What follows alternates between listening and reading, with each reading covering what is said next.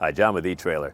Today, we're going to be taking a look at, and I'll show you how to install the Air Lift LoadLifter 5000 series. It's going on a 2021 Dodge Ram 1500.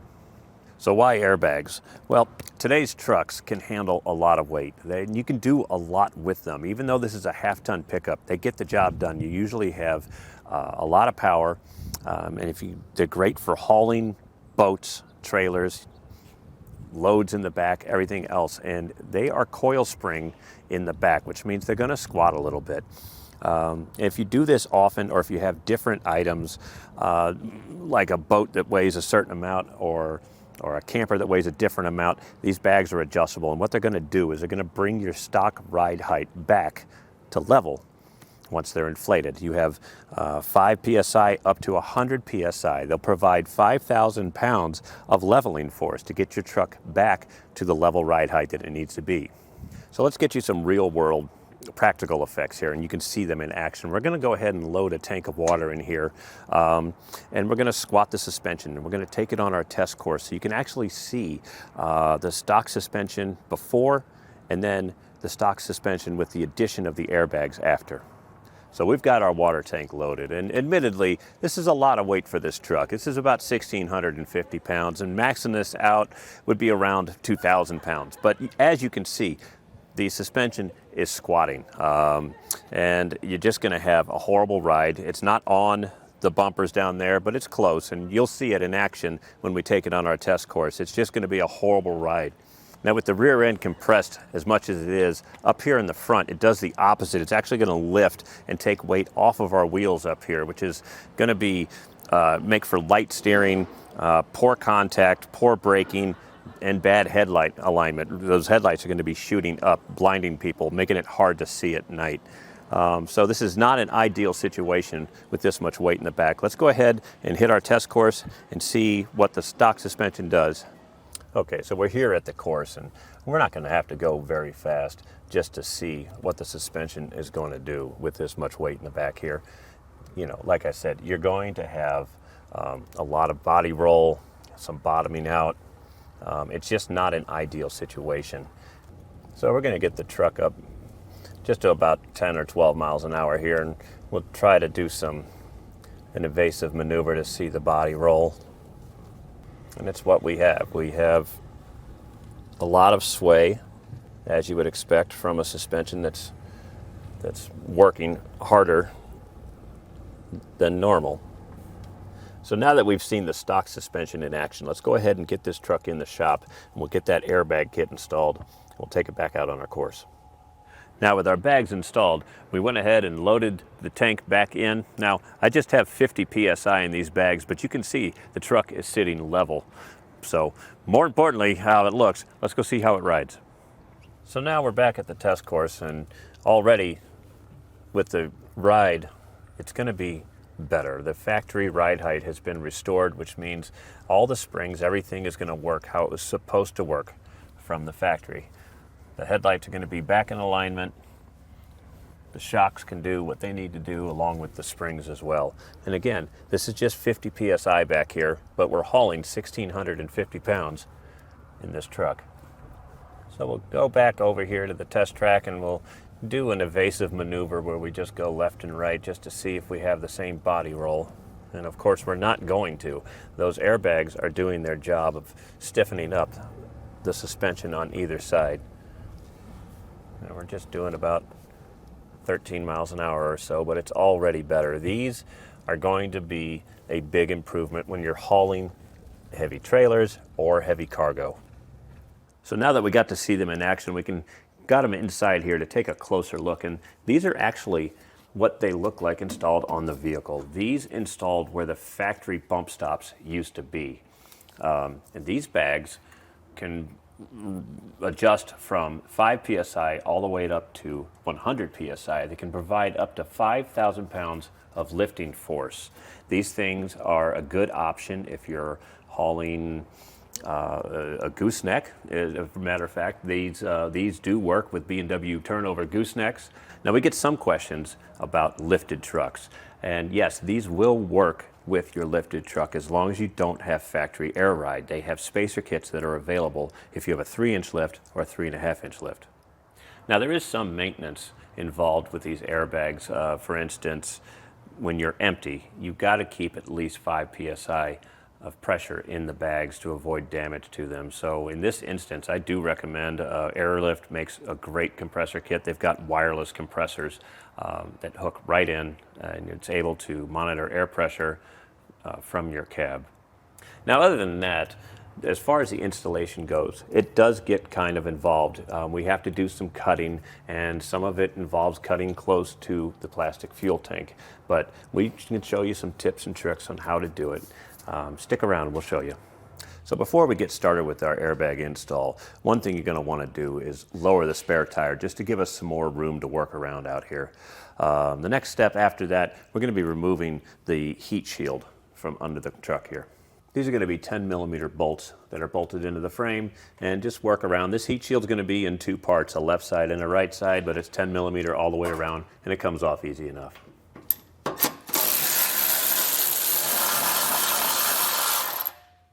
Now our next step is going to be to actually lower the axle. So we're on a lift here, but you can do this in your driveway. If you do this in your driveway, you want to lift the truck up by the frame and then support it with jack stands and then let the axle hang. That's going to give us enough room to be able to get in here and work.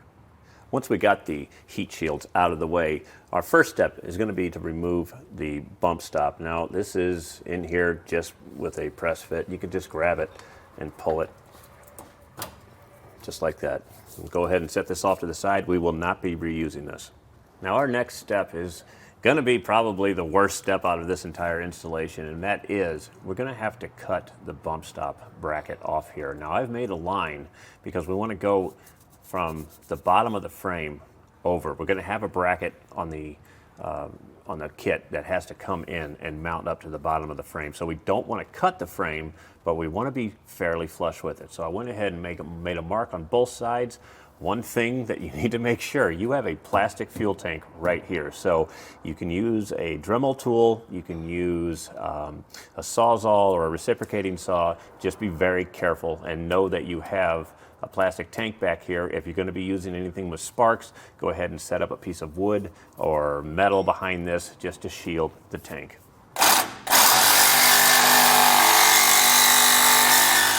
So the Sawzall ended up working out pretty good for us here. It's I cut through on the backside just enough, and we're going to take a pry bar and we'll finish bending this down and out of the way.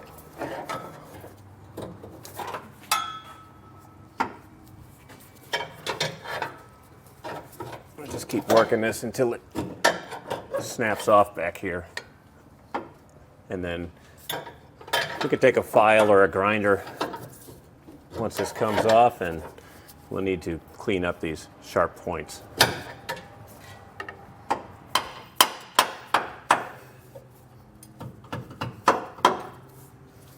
So we went ahead and cleaned up any sharp edges that were left on there, and we just took a can of spray paint to cover the bare metal just to minimize rust. After the paint's dry, we're going to go ahead and we're going to use the supplied hardware and spacer, and we're going to raise our brake line bracket.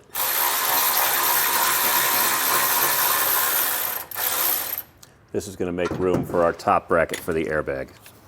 So we're going to go ahead and take the spacer and we'll wedge it in between the bracket for the brake lines and the bracket on the truck. And then we'll use the supplied bolt. We'll run that through, and these are 13mm, and we'll go ahead and snug that up. Next, we're going to be mounting the upper bracket, and it's going to go right here. Now, to do this, we have supplied carriage bolts and a fish wire, and these simply thread on to the carriage bolt, and we'll feed the fish wire through. I went ahead and bent it it's going to go in the middle and out, the top and the bottom. So for this one, we're going to do the bottom one. We went in the middle. We're just going to pull this right through. And then we can do the top. Then we're going to feed our bracket through the lines. So this line for the upper, this line for the lower.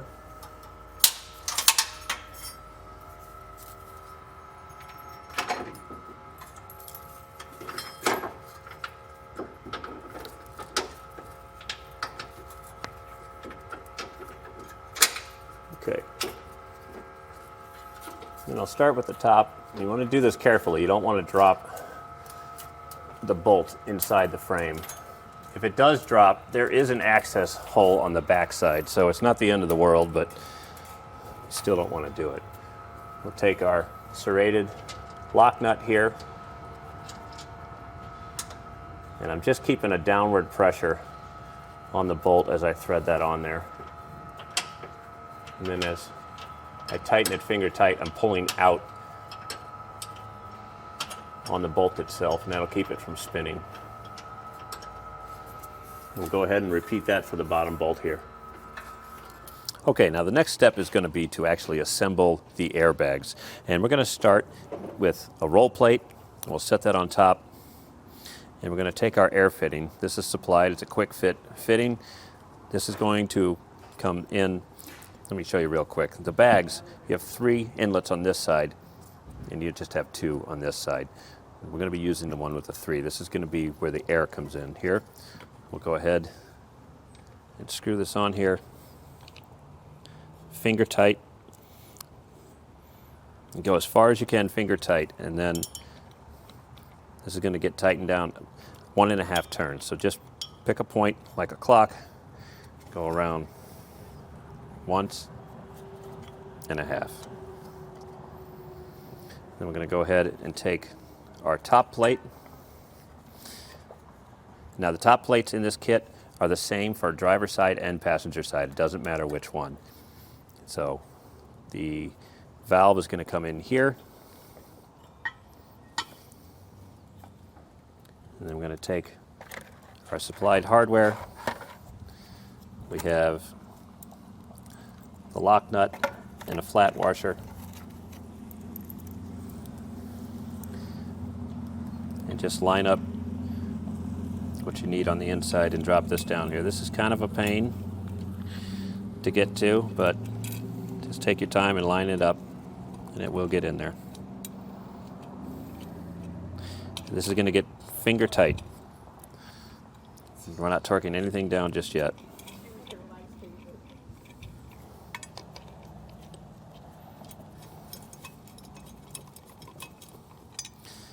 Taking a 14mm socket to run it down.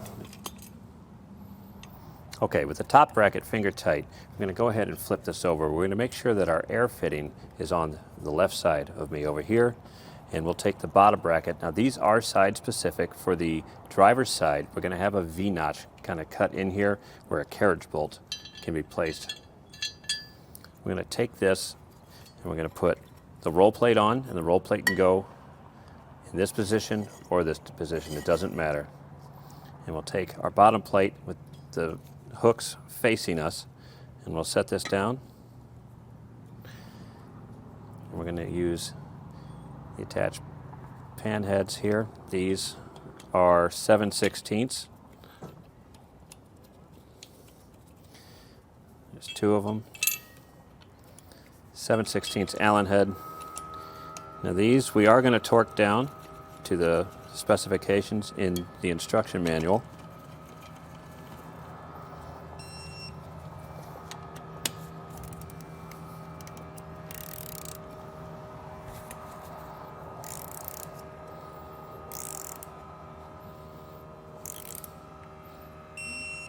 So with the bottom plate torqued, I'm going to go ahead. Now I made a little quick fitting here from some of the tubing that we got, and I blocked it off. This is going to help us compress this bag and give us extra room when we install this on the truck.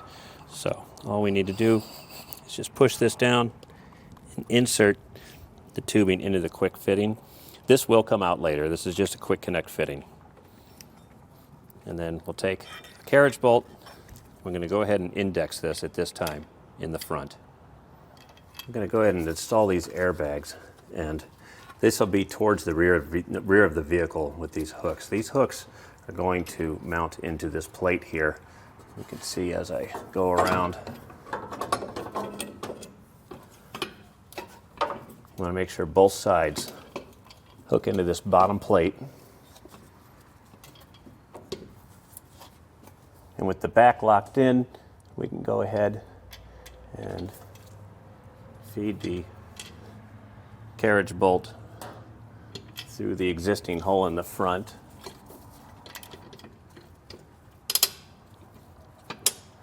And we'll secure that right now with a serrated lock nut. Now this is just going to be finger tight right now. Now with this side finger tight, we're going to go ahead and we're going to be dropping a carriage bolt in, and we'll be accessing it through this port in the lower control arm. So I'll drop the carriage bolt in from this side, and then I'm using a 14mm short socket to hold the nut and an extension, and just insert it into the bracket here and kind of just line everything up. I've actually pulled the carriage bolt out a little bit so I can line it up. It just makes it a little bit easier. Then we can drop that down, and just like the other side, this one's just going to be finger tight right now.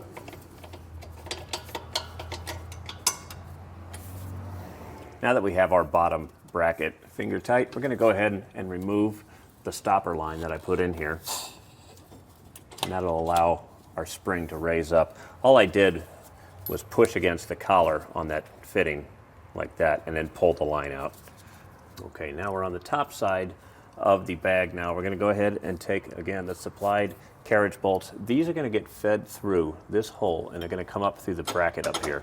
So this is kind of tricky. I've got a pair of needle nose pliers, and that'll help us get started here. Kind of feed it in here. And I also took a small screwdriver here and kind of pushing up on the bottom of the carriage bolt.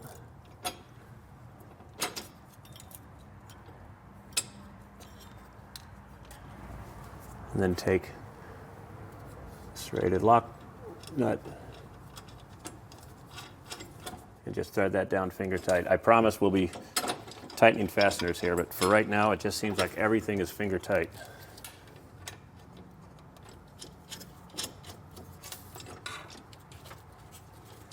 Okay, returning back to the bottom of the bag assembly here, we're going to be torquing our bottom bracket to the amount that's specified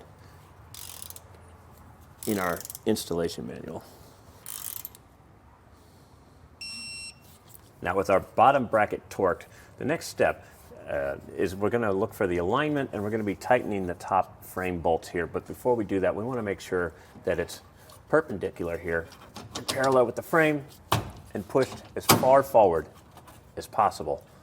We'll go ahead and torque these to the specifications that are outlined in the installation manual.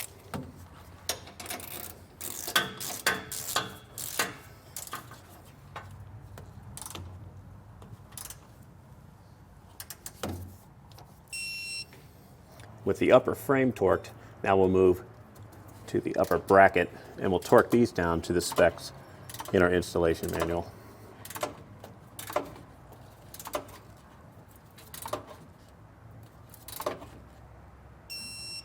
With our top bracket torqued, we're going to go ahead, now is the time to go ahead and lower your truck and return it to the normal ride height before we finish torquing the rest of the upper bracket. So our last step is going to be to tighten up our bottom bracket with the bolts that were on the inside here. Now, we just want to make sure that everything looks good, because technically the bag is still a little loose, but everything looks good on our situation, on our lineup here. We just want it to be as perpendicular as possible. Now, this step is going to require a ratchet wrench. There's really no way around it. So if you have one, great. This is 14mm. If you don't have one, You may need to go borrow one. With the upper bracket snugged up, we're just going to go ahead and repeat the same process on the other side. Now your tubing is going to come in one piece with two Schrader valves on each side. Since our installation on our truck is going to be pretty much the same, I'm just going to go ahead and find the middle of our tube and cut it. Now you can using the tubing cutter here. It's just a glorified razor blade, but you want to be careful cutting these. You need the hose to stay perfectly round and clean. So if you don't have a tubing cutter, but you do have a razor blade, you can cut with a razor blade. Okay, so these nylon air lines go into the fitting. They simply push in. You'll feel a little bit of resistance at first and keep pushing until it stops. That's when you know you're all the way in. On the driver's side here, we just went ahead and ran this line around out of the airbag and then up the frame rail. We're trying to keep away from the hot exhaust, any moving parts from bouncing up and down. And I went ahead and ran it up here. We left a big loop just in case the owner in the future decides to go with a compressor kit, and we ran them out the back bumper. I just went ahead and used a 5/64 drill bit and drilled through. We went ahead and used the supplied hardware on the back side, which involved just a nut and a star washer to hold it on the back side. And on the front side here, we just went ahead and used a rubber washer that was supplied with the kit, and then a flat washer and a nut to secure it. Now, the depths are adjustable, so I have them just set to the max right now. That way we don't have any trouble getting an air fitting on those valves. Now, we went ahead and did the same thing basically on the right side of the truck. We ran the lines around, avoiding the coil spring.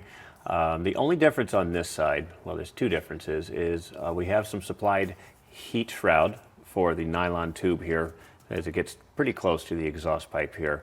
And the other thing is the heat shield. Again, this was supplied, and this attaches with just two hose clamps, and this is going to keep our right bag from getting too hot. And we essentially routed this the same way, again with a big loop right here that's secured. Then the kit comes with zip ties. You don't want your tubing chafing against anything. And I don't like to cut the tubing, again, just in case the owner wants to add a compressor kit down the road. So we went under here. Things to think about: the spare tire, the rod will come through here, so we want that clear of any obstructions, and we ran it up and then out the bumper. Our next step and final step here is going to check our work. We're going to fill the bags up left and right with about 40 psi or so. We want to get enough air in here, and we're going to be checking for leaks.